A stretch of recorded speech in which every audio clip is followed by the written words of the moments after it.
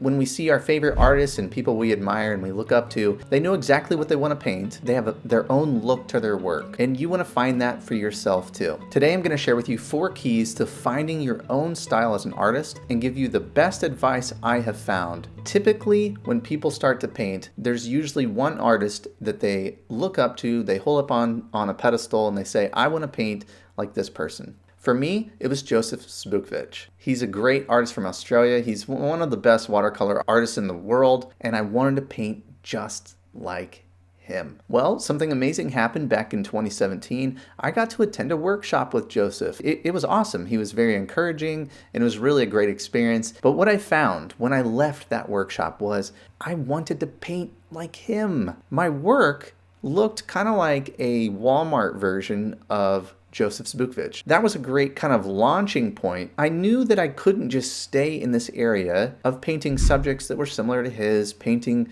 in a way that was similar to him.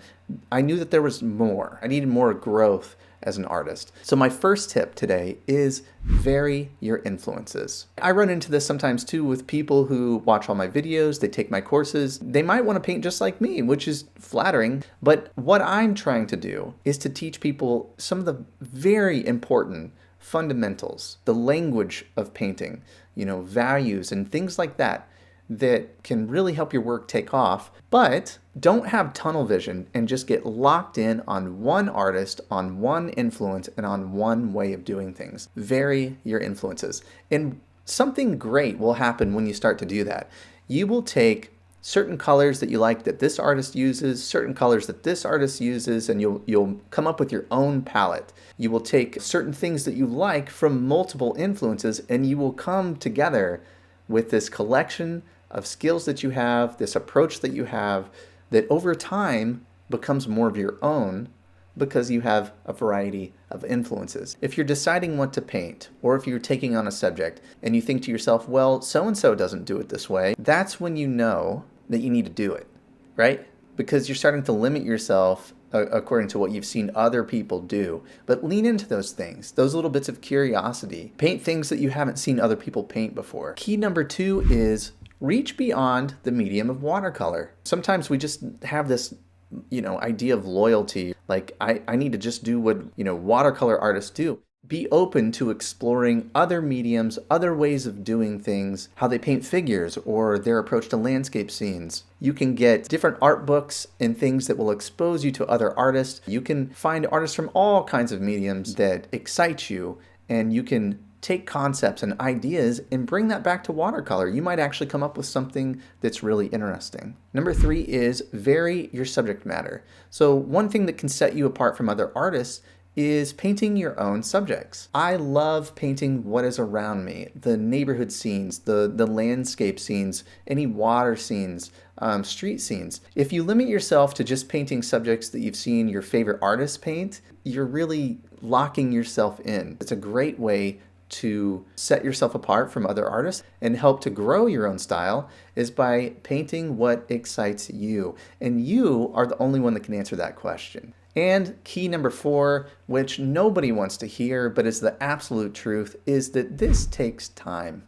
I felt like after painting for a couple years, I should have my style figured out. Well, that's complete nonsense. It's going to take me, a couple of years just to get a handle on things, right? Think about how complicated any medium is, but especially watercolor. It can be very technique driven. It takes a lot of repetition, a lot of practice. You're learning timing and values and mixing and all of these things. And so when you're still learning the language of painting, you aren't yet ready to write your own novel. It takes time to build up these skills, to pick your own subject matter, to have your own experiences, to take a large collection of reference photos. We want to get our own style. We want to get in galleries and exhibitions and all these things. But be patient with yourself. And where you are today and where you were last year and the year before that is not where you're going to be 1 year, 2 years, 3 years from now. Something else that is really important is becoming more sensitive to what it is that you like. And the only way to do that is to open yourself up to new experiences. Take a lot of photos when you go places. If you're painting what is around you,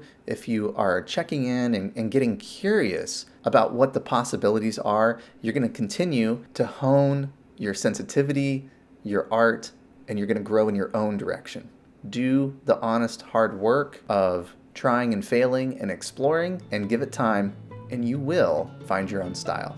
Next week, I'm going to show you a simple exercise that is fantastic for working through watercolor timing, and you can do this in 5 to 10 minutes a day, and it's a very valuable practice.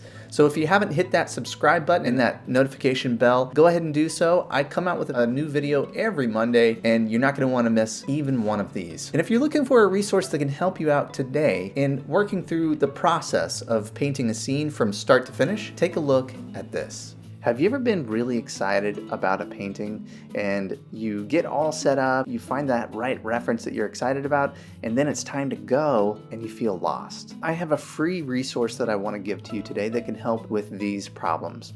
My 5 steps to plan a successful watercolor painting. I walk you through the crucial planning phase of your painting that will help you understand what you're going to paint first, second, and third. The planning is really so important, especially in watercolor. This medium is harder to correct. It's so immediate. So having that plan is very important. I send you a PDF that you can download. And the great thing about this is you can have it on your phone. You could print it out. You can download this right now before you start your next painting. All you have to do is follow this link here and download my 5-step guide to planning a successful watercolor painting.